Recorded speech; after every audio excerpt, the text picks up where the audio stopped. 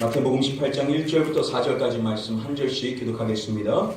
그때 제자들이 예수께 나와 이르되 천국에서는 누가 크니이까? 예수께서 한 어린아이를 불러 그들 가운데 세우시고 이르시되 진실로 너에게 이르노니 너희가 돌이켜 어린아이들과 같이 되지 아니하면 결단코 천국에 들어가지 못하리라. 그러므로 모든 이 어린아이와 같이 자기를 낮춘 사람이 천국에서 큰 자니라. 아멘. 우리 자외 계신 분들 인사하실 때 주의침 흔드십니까? 주님의 이름으로 축복합니다. 한번 웃으면서 인사하겠습니다. 주님의 이름으로 축복합니다. 주님의 이름으로 축복합니다.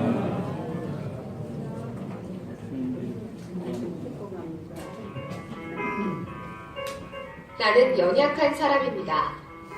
자기 중심적인 데다가 제멋대로입니다. 웬만하면 고집을 꺾지 않고 지적을 받아도 나쁜 버릇을 잘 고치지 못합니다.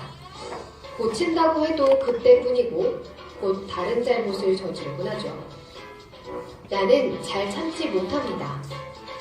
게다가 변덕도 심하고 곧잘 짜증을 내서 주변을 시끄럽고 지치게 만듭니다.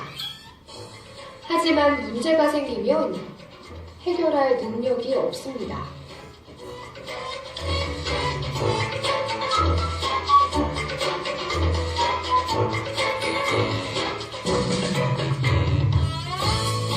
나에게 있는 장점은 엄마 아빠를 보면 거침없이 달려가는 것입니다. 나는 모든 것을 버려두고 이를 맞추며 빛보다 빠르게 품에 안깁니다.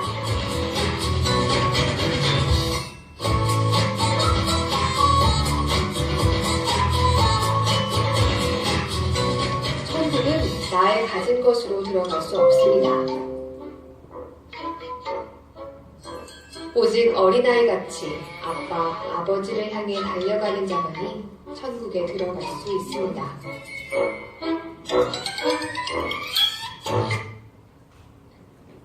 자, 오늘은 어린이 주일입니다. 어린아이와 같이라는 제목으로 하나님의 말씀 증거하도록 하겠습니다.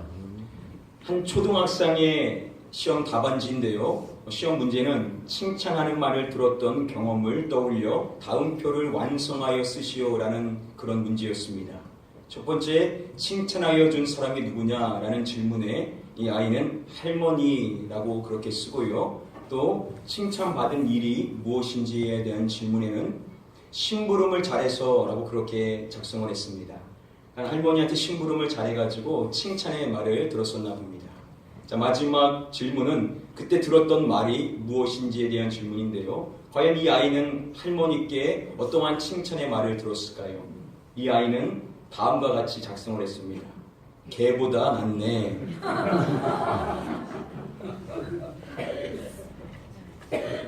여러분, 우리가 지금 쓰고 있는 어린이라는 단어가 언제 보급이 되어서 널리 쓰이게 된지를 아십니까?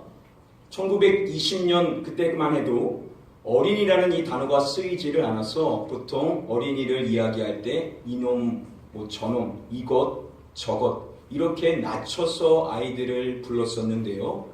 1921년도에 아동문학가로 알려진 방정환 선생님께서 어린아이들도 어른과 마찬가지로 존중받아야 된 인격체다라는 생각에 어리다라는 이 뜻과 그리고 이라는 단어를 이제 합쳐서 어린이라는 단어를 만들고 그리고 이 단어를 널리 보급시켰다고 합니다. 너무나도 귀한 일을 하신 것인데요. 여러분, 그런데 성경에 보시면 우리 예수님께서는 이미 2000년 전에 어린아이들을 크게 존중해 주시고 그들을 세워주신 것을 말씀을 통하여 확인해 볼 수가 있습니다. 오늘은 예수님께서 아이들을 세워주심으로써 우리에게 주시는 세 가지 중요한 가르침에 대해서 우리 같이 한번 살펴보고자 하는데요. 바로 그는 오늘 주시는 말씀을 통하여 저와 여러분들 모두 하나님의 뜻을 깊이 깨닫고 주신 말씀대로 순종하실 수 있는 그런 은혜의 시간 되시기를 주님의 이름으로 먼저 간절히 축복드립니다. 아멘. 우리 다음에 말씀 1절 말씀 같이 한번 읽어보도록 하겠습니다. 그때 제자들이 예수께 나와 이르되 천국에서는 누가 크니까? 오늘 본문 말씀과 동일한 사건을 기록하고 있는 누가복음의 말씀을 보시면요. 제자들 사이에 다툼이 있었다는 것을 확인해 볼 수가 있습니다. 내용인즉 누가 더 큰 사람인가 하는 문제로 서로 실강이를 벌였던 것이지요. 그렇게 서로 말다툼을 하며 이야기를 해도 결론이 나오지 않자 그들이 예수님께 그 문제를 가지고 나아가 질문을 하는 것입니다.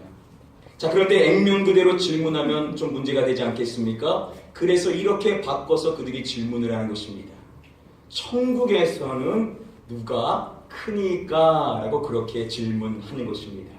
자, 이 말 안에는 결국 자신들은 당연히 천국에 다 갈 것이다 라는 생각이 내포되어 있는 것이죠. 자, 그런 제자들을 향하여서 예수님께서 말씀하시기 전에 취하신 행동이 무엇이냐? 뜬금없이 갑자기 어린 아이 하나를 부르신 것입니다. 그리고 그 아이를 제자들 사이에 세워주십니다. 그리고 그들에게 너무나 충격적인 다음과 같은 말씀을 해주십니다. 이르시되 진실로 너에게 이르노니 너희가 돌이켜 어린아이들과 같이 되지 아니하면 결단코 천국에 들어가지 못하리라. 예수님은 먼저 서두에 진실로 너에게 이르노니 라고 강조하시면서 하시는 말씀이 너희가 돌이켜 어린아이들과 같이 되지 아니하면 결단코 천국에 들어가지 못하리라 라고 말씀하심으로써 당연히 천국에 들어갈 것이라고 생각하는 그 제자들을 향하여서 너희가 어린아이와 같이 되지 않으면 결국 천국에 들어갈 수 없다라는 너무나 놀라운 말씀을 그들에게 해주시는 것입니다. 자, 그렇다면 여러분 여기에서 중요한 것은 어린아이들과 같이 된다는 의미가 무엇인지가 핵심일 텐데요. 여러분 이 의미가 무엇일 것이라고 생각을 하십니까? 보통 사람들은 어린아이같이 순수한 마음을 일컫는 것이다 라고 그렇게 이야기하는데요. 여러분 과연 그것이 맞는 설명이라고 생각하십니까? 지금 예수님이 말씀하시는 어린아이라 라고 이 번역이 된 이 파이디온이라는 이 헬러의 원어는요, 갓난아이부터 10세에 이르는 아이를 총칭하는 것입니다. 자, 그런데 오늘 말씀해 보시면 예수님께서 한 어린아이를 불러서 그 아이를 가운데에 세우는 것을 봤었을 때 지금 이 아이가 갓난아이나 어린 유아는 아니라는 것이죠. 어느 정도 나이가 있는 예수님의 지시를 따라 움직일 수 있는 아이였다는 것입니다. 자, 그렇다면 대략 짐작해 봤었을 때 대략 8세에서 한 9세 정도의 아이라고 생각할 수 있을 텐데요. 여러분 8세에서 9세에 해당되는 우리의 아이들 물론 순수하지만 정말 말 그대로 그렇게 깨끗하며 순수하냐는 것이죠. 여러분 우리 아이가 달라졌어요 라는 프로그램을 아실 것입니다. 물론 극단적인 얘기는 하지만요, 어린아이들 8세 정도 되는 아이들임에도 불구하고 어린 목지 않게 과격한 모습들을 찾아볼 수가 있습니다. 물론 아이들은 우리보다는 순수하고 깨끗하죠. 그러나 사실 아이들도 죄성을 지닌 존재이기 때문에 자신의 고집을 나타내고 그리고 부모님 말씀대로 순종하기보다는 거짓말을 하는 것들도 우리는 종종 보게 되지 않습니까? 그런 점에 왔었을 때 지금 예수님이 말씀하시는 어린 아이와 같이 된다는 것은 아이들의 순수성을 이야기한다라고 말하는 것은 그리 적절한 설명은 아닐 것입니다. 자, 그렇다고 한다면 예수님이 말씀하시는 어린 아이와 같이 된다는 것은 도대체 어떠한 의미일까요? 우리가 이것을 잘 이해하려면 당시 유대 사회에서 아이들을 어떻게 여기고 그들이 어떻게 간주되었는지를 좀 살펴볼 필요성이 있습니다. 여러분 당시 유대 사회에서 아이들은 자신의 권리를 주장할 수 있는 주권이 하나도 없습니다. 아이는 철저히 부모에게 예속되어 있는 존재입니다. 부모 안에서만 살아갈 수 있는 존재라는 것이죠. 자신의 힘으로는 할 수 있는 것이 아무것도 없는 존재가 바로 아이입니다. 그래서 아이들의 존재는 어떠한 것이냐? 부모를 전적으로 의존할 수밖에 없는 존재가 어린 아이라는 것이죠. 자신의 힘으로, 자신의 능력으로는 할 수 있는 것이 없습니다. 그래서 부모님이 없으면 나는 없는 것이고 부모님이 있어야만 내가 존재할 수 있는 자가 바로 당시 어린 아이였다는 것입니다. 자, 이런 점에서 봤었을 때 예수님께서 말씀하시는 어린 아이와 같이 되어야 된다라는 말씀은 어떠한 의미겠습니까? 당시 어린 아이들이 부모의 도움이 없이는 살아갈 수 없는 그 아이들이 부모님을 전적으로 의존할 수밖에 없듯이 우리가 하나님의 도우심만을 바라며 오직 하나님만을 절대 의존하는 자가 되어야 된다라는 말씀을 예수님은 우리에게 주시고 계신다는 것이죠. 지금 이 말씀을 안 믿는 사람들에게 주시는 것이 아니라 믿는 제자들에게 주신다는 것은 우리가 예수님을 믿지만 여전히 내 주권을 이야기하고 내 권리를 이야기하며 내 고집을 부리고 있는 우리를 향하여서 주님 말씀하시는 것입니다. 너희가 그런 고집과 너희의 그 권리를 내려놓고 오직 아이가 부모님 없이는 살 수 없으며 오직 부모님에게 매달리는 것처럼 우리도 하나님 없이는 살 수 없습니다라고 고백하며 전적으로 하나님을 매달리는 인생을 살아가는 자가 되어야 된다라고 우리에게 말씀해 주시는 줄 믿습니다. 아멘.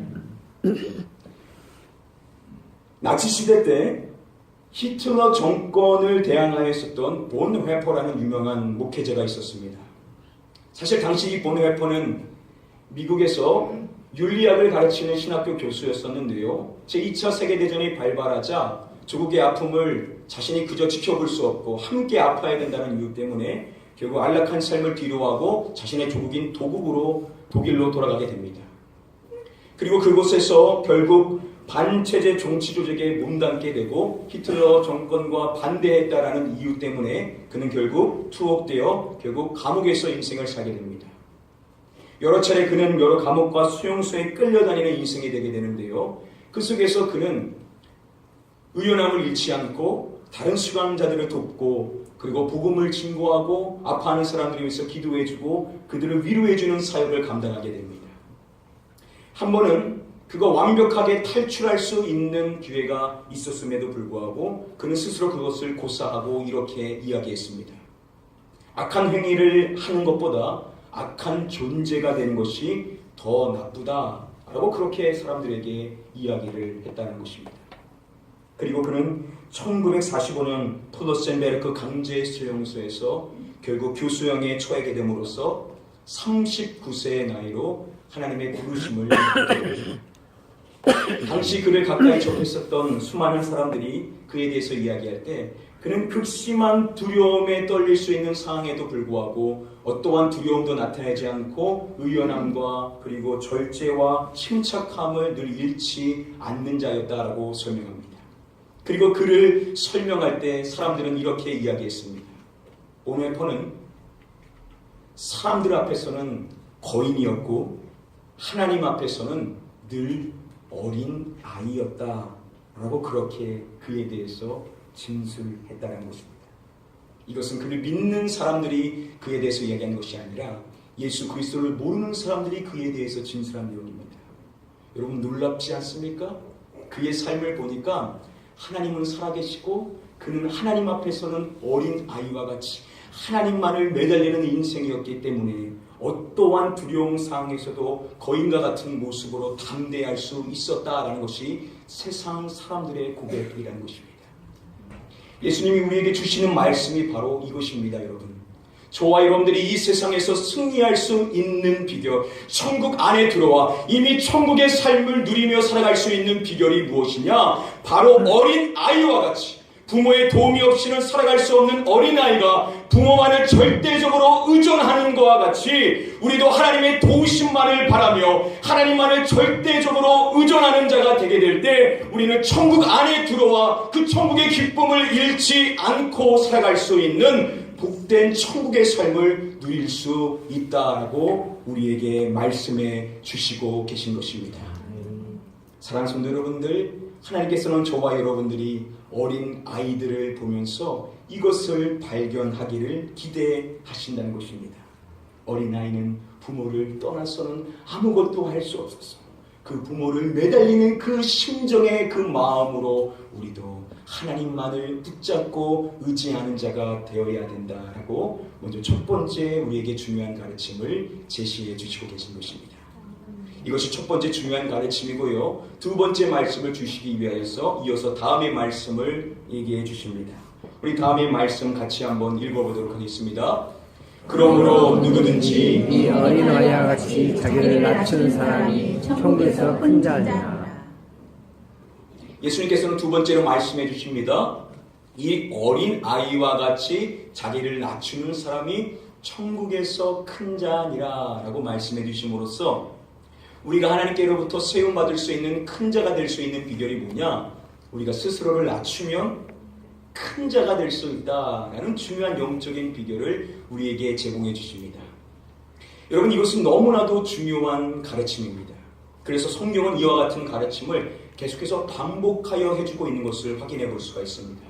먼저 다음에 야고보서의 말씀을 보시면요, 이렇게 이야기합니다. 주 앞에서 낮추라. 그리하면 주께서 너희를 높이시리라 라고 말씀해 주심으로써 우리가 하나님 앞에 우리 자신을 낮추면 하나님께서 우리를 높여주신다 라는 말씀을 주시고요, 베드로전서의 하나의 말씀만 더 봐도요, 이렇게 이야기합니다.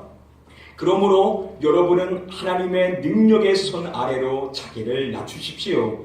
때가 되면 하나님께서 여러분을 높이실 것입니다 라고 말씀해 주심으로써 마찬가지로 우리가 우리의 자신을 낮추게 되었을 때 하나님은 우리를 높여주실 것임을 약속해 주시고 계십니다. 아멘.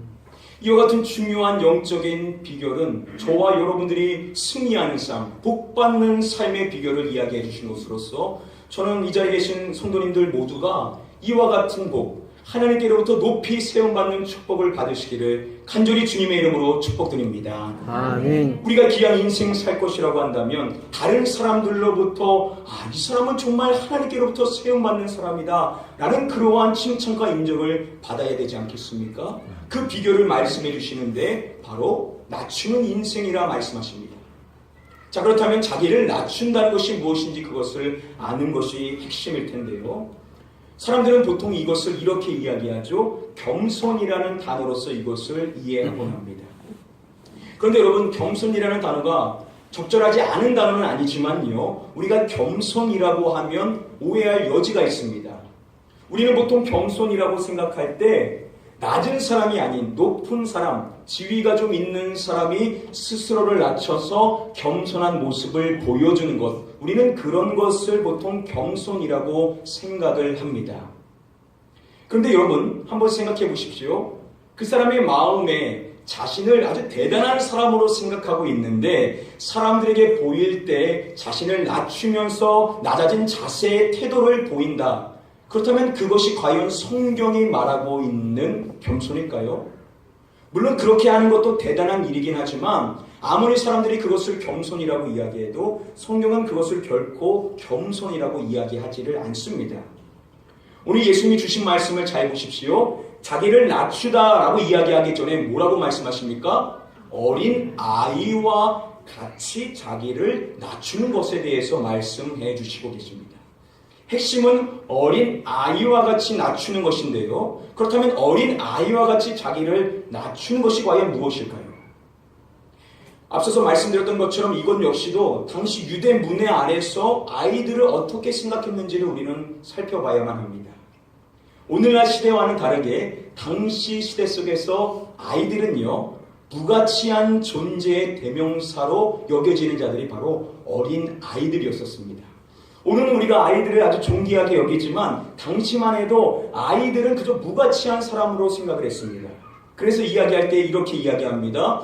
아침에 잠을 자는 것, 대낮에 술을 마시는 것과 어린 아이들과 대화하는 것은 사람을 망치는 일이다 라고 그렇게 이야기를 했다는 것입니다. 그만큼 아이들의 존재를 무가치하게 여겼다는 것이죠. 그래서 여러분, 성경에 보시면은요, 사람들이 예수님께 자신의 아이들을 데려가면서 만져달라고 했었을 때 제자들이 그들을 향하여서 꾸짖죠. 제자들이 누구를 꾸짖었다라는 말씀은 여기가 처음이자 마지막입니다.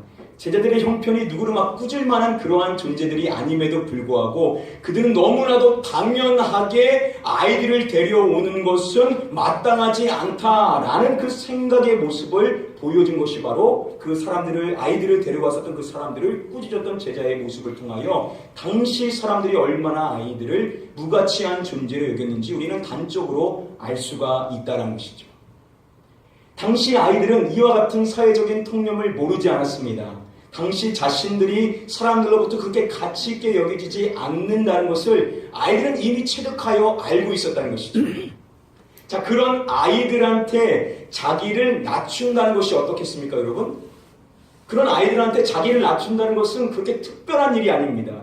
대단한 일이 아니죠. 왜냐하면 자신은 이미 낮춰져 있는 존재입니다. 내가 낮춰져 있는 존재인 걸 스스로 알고 있기 때문에 나를 낮춘다는 것은 아주 자연스러운 일이고 아주 나에게 있어서 마땅한 일로 여겨지는 것이 바로 아이가 자기를 낮춘다는 것이죠.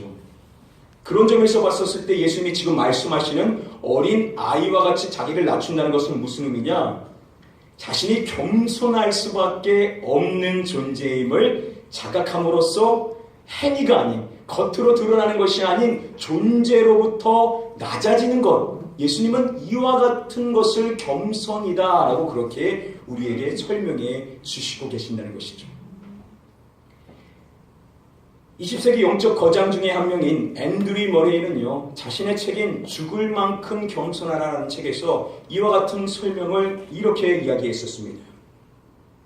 자신을 낮춘다는 것은 단지 자신이 전혀 아무것도 아닌 존재라고 느끼는 성품을 말하며, 이는 우리가 얼마나 진실하게 하나님이 전부인지를 고백할 때 찾아온다라고 그렇게 설명해 줍니다. 겸손이 뭐냐? 내가 아무것도 아닌 것을 느끼는 성품, 그 본질을 이야기하는 것입니다. 그것이 언제 찾아오냐? 내가 얼마나 진실하게 아버지 하나님만이 내 인생의 전부인지를 고백하는 만큼 우리에게 찾아온다라고 그렇게 설명해 주고 있는 것입니다. 여러분, 이게 바로 어린 아이와 같이 자기를 낮추는 것에 대해서 이야기하는 것입니다. 여러분, 우리가 그냥 적당히 겉으로 겸손한 척한다고 하나님이 우리를 세워주시는 것이 아니라는 것이죠. 우리가 낮아지려면 어디까지 낮아져야 되냐? 우리는 그냥 존재 자체가 낮아질 수밖에 없는, 즉 하나님이 없이는 나는 아무것도 아닌 존재임을 고백할 수 있음으로 말미암아 오직 아버지 하나님만이 나의 전부입니다 라는 진정한 신앙의 고백이 내 입속에서 끊이지 않게 고백될 수 있을 그때 하나님은 우리를 높이 세워주신다라고 우리에게 말씀해 주시는 줄 믿습니다. 아멘. 바로 이것이 어린 아이들을 우리에게 보여주시면서 제시해 주시는 두 번째 가르침입니다. 높이 세움을 받는 인생이 되기를 원한다면 우리는 존재로부터 낮아졌어. 아버지 없이는 나는 아무것도 아닌 존재임을 깨닫는 그때부터 하나님은 우리를 높이 세워주실 줄 믿습니다. 아멘. 우리 마지막으로 다음의 말씀 같이 한번 읽어보도록 하겠습니다. 여러분이 주님 앞에서 무가치한 존재라는 것을 깨닫게 되면 주께서 여러분을 일으켜 세우고 힘을 주시며 높여 주실 것입니다. 우리가 앞서서 읽었었던 야고보서 4장 10절 말씀은 이렇게 현대어 성경은 말하는 것입니다. 주 앞에서 내가 무가치한 존재라는 것을 깨닫게 되었을 때 하나님이 그때 우리를 일으켜 세워주시고 힘을 주시며 우리를 높여 세워주신다라고 그렇게 말씀해 주신 것입니다. 이런 깨달음이 저와 여러분들의 진정한 깨달음이 됨으로 말미암아 저는 이 자리에 계신 여러분들 모두가 주님께로부터 일으켜 세움을 받으시고 날마다 힘을 공급받으시고 높이 세움을 받으시는 복된 성도 되시기를 주님의 이름으로 간절히 축복드립니다. 아멘. 그렇다면 이것을 행하기 위하여서 우리가 무엇을 해야 되는지 예수님은 마지막으로 우리에게 이와 같은 말씀을 해주십니다. 예수님 말씀하실 때 이렇게 이야기하시죠. 이르시되 진실로 너희에게 이르노니 너희가 돌이켜 어린 아이들과 같이 되지 아니하면 결단코 천국에 들어가지 못하리라 라고 말씀하시는데요. 이 말씀에서 우리가 놓치지 말아야 될 너무나도 중요한 단어가 있습니다. 그 단어는 바로 돌이켜라는 단어입니다. 우리가 어린 아이와 같이 되기 위해서는 우리가 먼저 돌이켜야 됨을 예수님은 말씀해 주시는데요. 카레스 종합 성경주석은 이것을 이렇게 설명해 줍니다. 돌이킴이라고 이 설명하고 있는 이 단어는 헬라어로 스트라페테라는 단어인데요. 이 뜻이 뭐라고 이야기하냐면 회개하다라는 의미를 갖고 있음을 주석은 설명해 주고 있습니다. 지금 예수님께서 우리가 어린 아이와 같이 되며 어린 아이와 같이 낮아지는 자가 되기 위하여서 우리가 해야 될 것이 무엇이라고 명령하시냐면 바로 스트라페테, 우리가 회개해야 된다라고 예수님은 우리에게 명령하시고 계신다는 것이죠.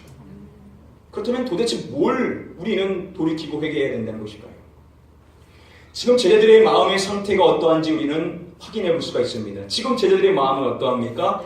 네가 높냐, 내가 크냐, 네가 어떠한 사람이냐, 상대를 깎아내리고 자신을 높이려고 하고 있죠. 지금 이런 마음의 상태에 있는 것을 예수님은 이미 그들의 마음을 알고 있으셨습니다.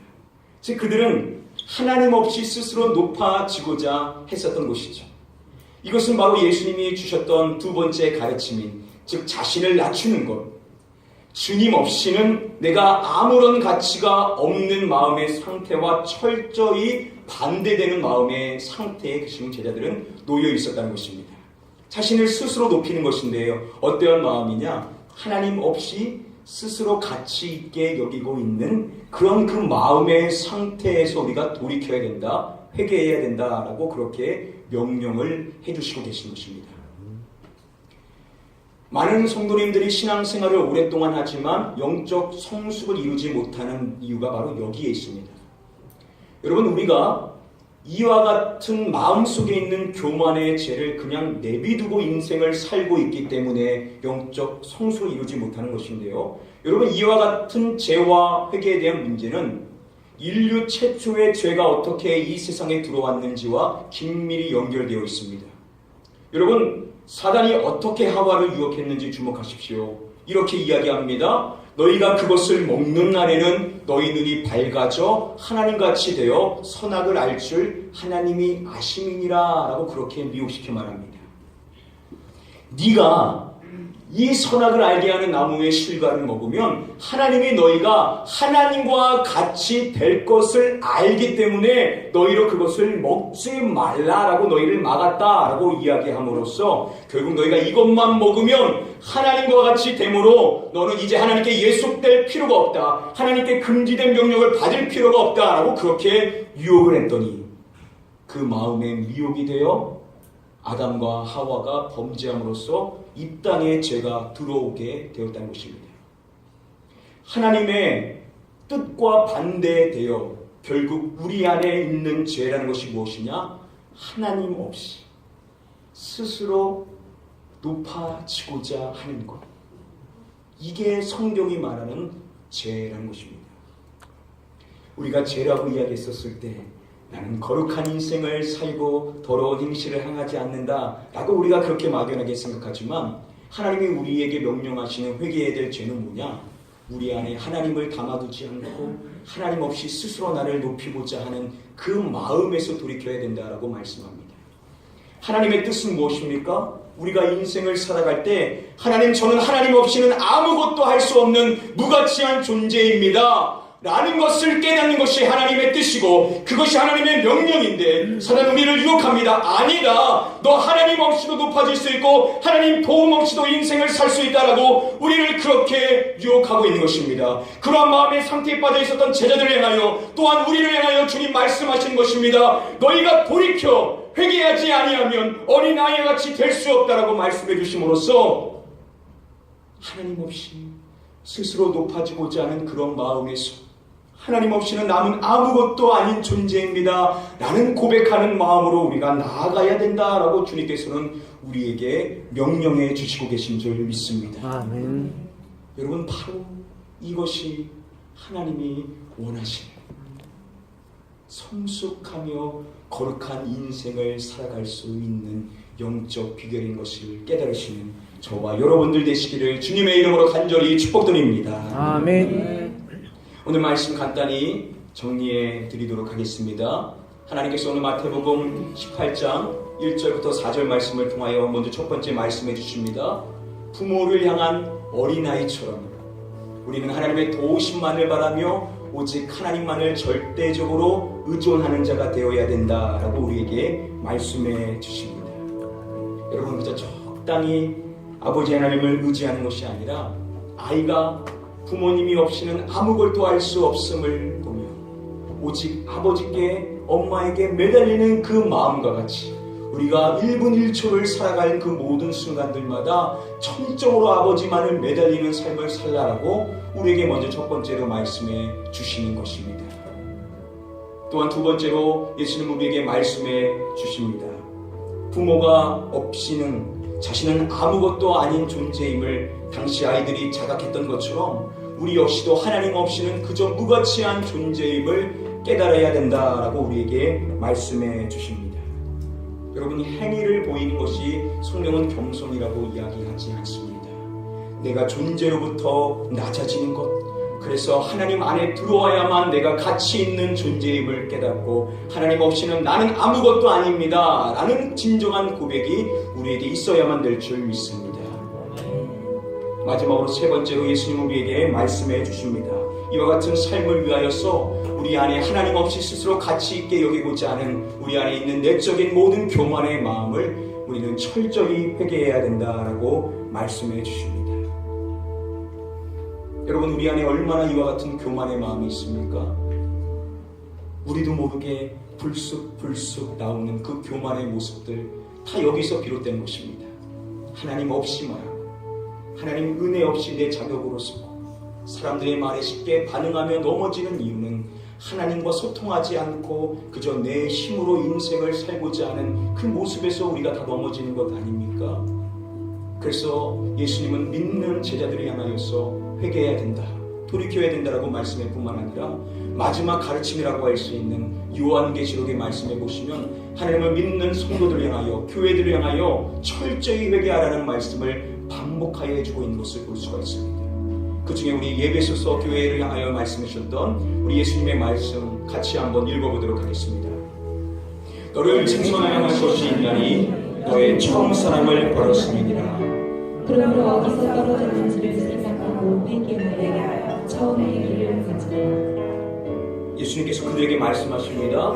너희가 처음 사랑을 버렸느니라. 여러분, 처음 사랑이 뭡니까? 주님만으로 만족하고 주님만으로 행복해하며 주님 한 분만으로 내 삶을 채웠었던 그 첫사랑, 그 첫사랑을 버렸다는 것입니다.